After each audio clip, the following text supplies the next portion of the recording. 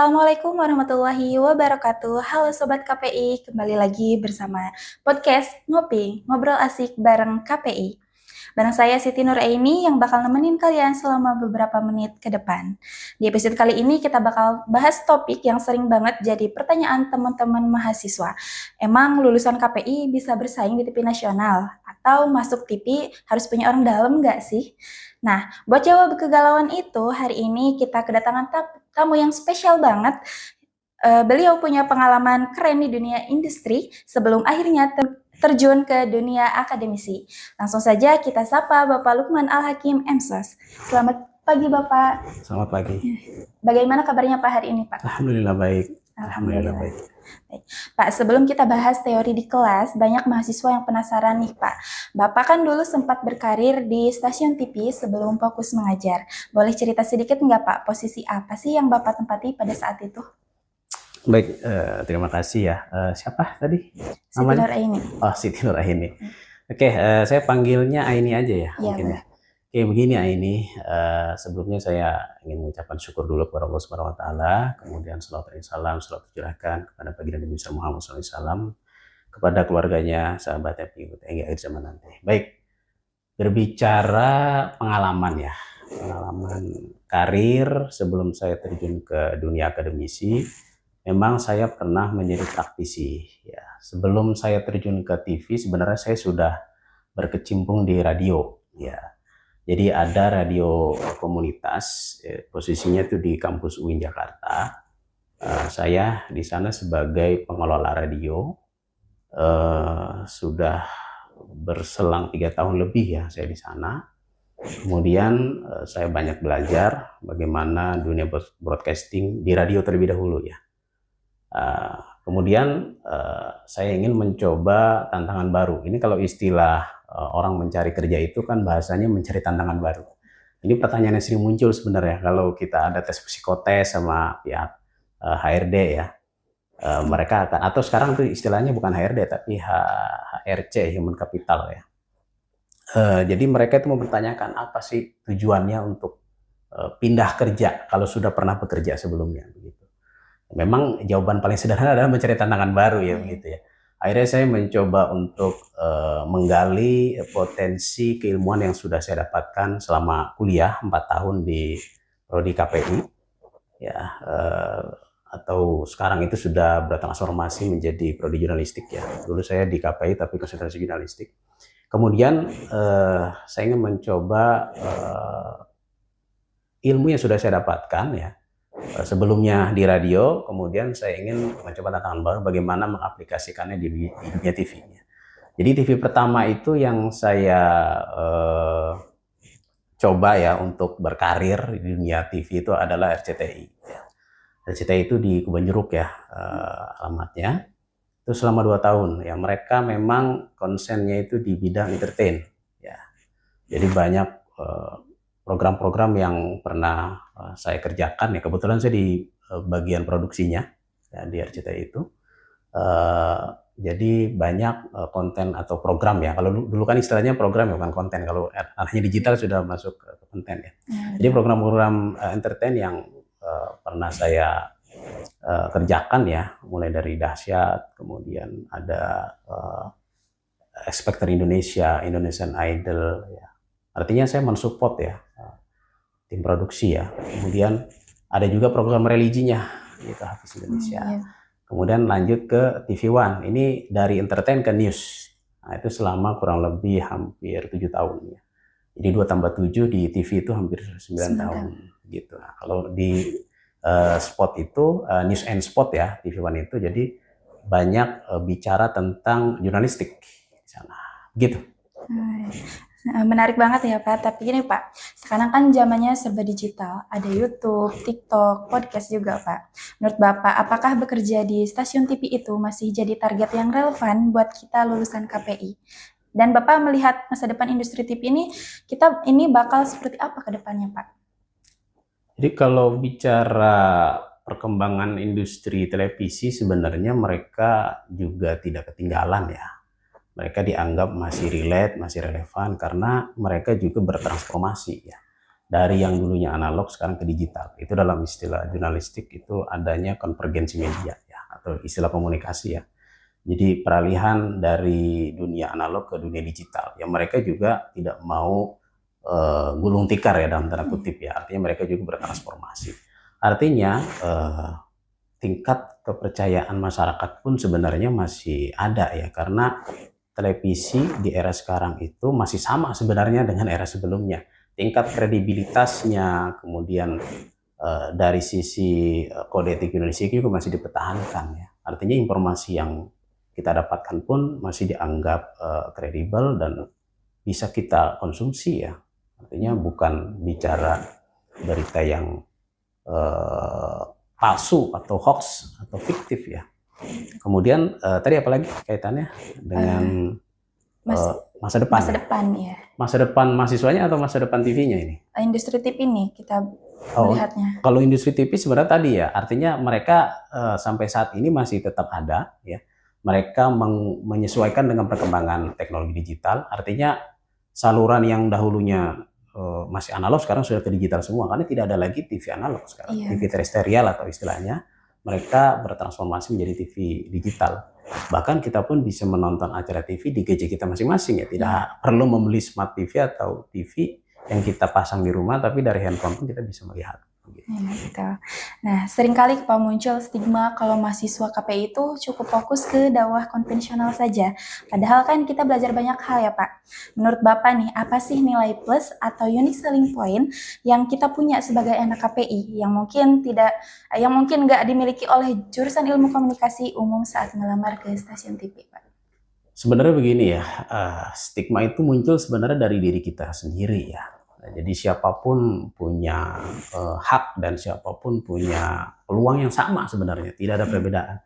Saya ini kan terlahir dari prodi KPI, Komunikasi Pendidikan Islam ya. Artinya kita sama saja dengan mereka yang memang sama-sama belajar ilmu komunikasi ya. Kita juga belajar ilmu jurnalistik juga, kita belajar broadcasting juga. Artinya kita bisa bertarung sebenarnya dalam tanda kutip ya di dunia industri televisi maupun radio ya. Artinya tidak perlu khawatir ya, tidak perlu khawatir. Kita juga sama-sama belajar ilmu yang sama, tinggal kita bagaimana menata diri kita untuk mengembangkan potensi dalam diri kita ya, dengan melatih soft skill kita, mungkin dari mengedit ya. Kita banyak membuat konten-konten digital ya, yang sekarang bisa kita jadikan sebagai portofolio ya. Kemudian kalau kita mau coba magang, jangan satu perusahaan, coba disalurkan atau dikirim ke beberapa perusahaan ya. Jadi stigma itu harus kita hapus bahwa kita itu sama dengan mereka, bahkan kita punya nilai value yang lebih di antara mereka. Kita belajar ilmu agama, artinya nilai-nilai tambah yang bisa kita berikan ketika terjun di dunia broadcasting, bahwa kita bisa menjadi seorang broadcaster yang religius seperti itu nilai tambahnya sebenarnya. Gitu. Ini pertanyaan yang paling ditunggu-tunggu nih Pak. Banyak orang bilang kan kalau masuk TV itu harus punya orang dalam Pak. Bapak setuju nggak sama pernyataan itu? Dan seberapa penting sih sebenarnya membangun networking atau relasi selagi kita masih duduk di bangku kuliah nih Pak? Sebenarnya kalau kita bicara orang dalam itu terlalu sederhana ya bahasanya. Kalau kita bicara networking, ya itu sebenarnya bisa kita gunakan untuk jangka panjang ya. Jadi yang perlu kita perkuat dari sekarang adalah bagaimana membangun relasi ya, relasi dari eksternal kampus kita ya. Artinya kita punya hubungan dengan para alumni yang mungkin sekarang sudah berkiprah di industri pertelevisian ya. Kita bisa bangun dari situ. Atau ketika kita nanti mencoba magang di beberapa industri broadcasting atau industri media, kemudian kita punya relasi dengan produser atau dengan manajer. Nah, kita bangun dari situ. Kita bangun networking dari situ supaya kedepannya kita tidak putus setelah magang, kita putus. Tapi setelah kita membangun networking di sana, ya semoga ini bisa menjadi jembatan ya kita untuk terus berkiprah di dunia broadcasting ya. Setelah lulus, ya setelah kita selesai magang, setelah lulus kita bisa bergabung di sana.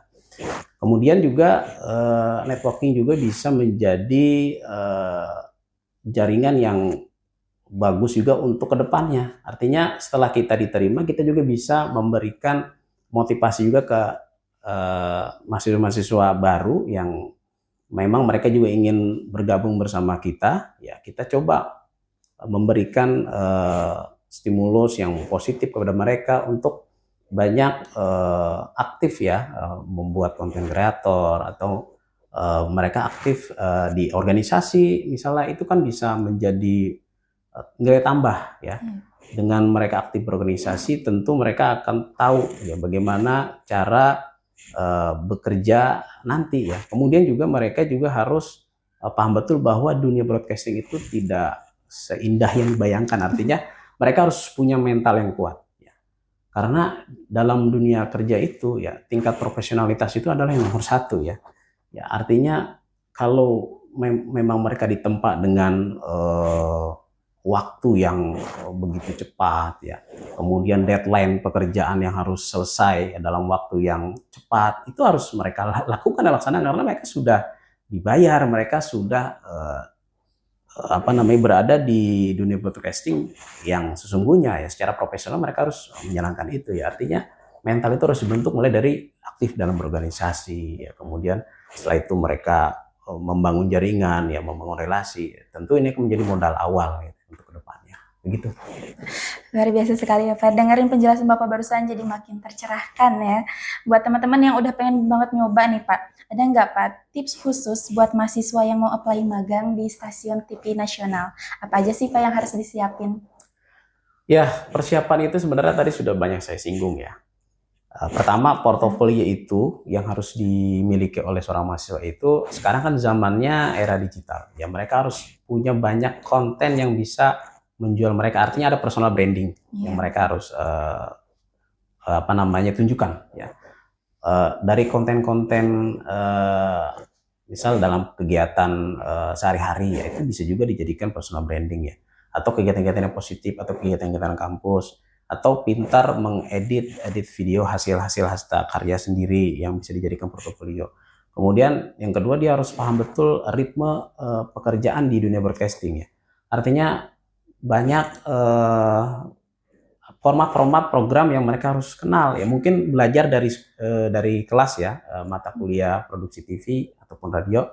Ada format-format program mulai dari hard news, ada soft news. Hard news itu kan ada strike news, kemudian ada feature, ada infotainment. Soft news itu ada talk show ya, kemudian ada dokumenter. Kemudian ada program sport juga, ada program religi. Itu kan menjadi modal sebenarnya. Jadi ketika mereka sudah paham betul ya secara teori, secara konsep, kemudian mereka tinggal aplikasikan melalui personal branding itu, konten-konten, baik konten yang religi ataupun konten-konten entertain ya, silakan ya mereka buat ya untuk personal branding mereka. Kemudian mereka tunjukkan pada saat melamar, ini loh bukti kalau kita ini sudah punya personal branding atau portofolio yang bisa kita jual. Gitu. Terakhir Pak, buat penutup, apa sih pesan Bapak buat teman-teman mahasiswa KPI yang mungkin saat ini masih merasa kurang percaya diri ini Pak? Kalau bicara percaya diri itu sebenarnya balik kepada diri masing-masing ya. Artinya kita harus yakin, kita lupakan sejenak kita ini berasal dari mana, tapi kita harus ingat bahwa kita ini sama-sama manusia, kita ini sama-sama makan nasi ya. Ini artinya kita tetap jangan pesimis ya, jangan pesimis ya. Mereka yang memang lebih dahulu aktif atau berkecimpung langsung di dunia broadcasting, ya mereka sebenarnya lebih dahulu saja ya memulai. Sementara kita ini belum memulai, jangan pesimis dulu, kita coba dulu. Artinya kita harus punya trigger dalam diri kita bahwa kita ini sama dengan mereka, kita ini bisa, kita ini sama-sama dapat mata kuliah yang sama, walaupun kampus kita berbeda, ya tidak ada bedanya dengan mereka gitu. Kalau bicara pengalaman saya waktu awal gabung di dunia broadcasting, saya tidak punya kenalan siapa-siapa di sana. Tapi prinsip yang harus ditanamkan dalam diri kita bahwa kita itu sama-sama manusia, kita sama-sama makan nasi, kita dapat ilmu yang sama, ya kita tidak ada bedanya sama mereka. Itu yang harus kita bangun dalam diri kita. Gitu. Jadi be yourself, jadi diri sendiri aja. gitu. Betul sekali. Wah, luar biasa banget ya obrolan kita hari ini. Kami ucapkan terima kasih banyak kepada Bapak Lukman Al-Hakim atas waktunya. Benar-benar membuka mata kita semua kalau lulusan KPI itu punya peluang yang sama besarnya Amin. asal kita terus mau belajar. Amin. Sobat KPI, itu tadi obrolan singkat kita. Semoga bermanfaat. Jangan lupa dengerin terus episode-episode selanjutnya. Saya Siti Nuraini pamit undur diri. Wassalamualaikum warahmatullahi wabarakatuh.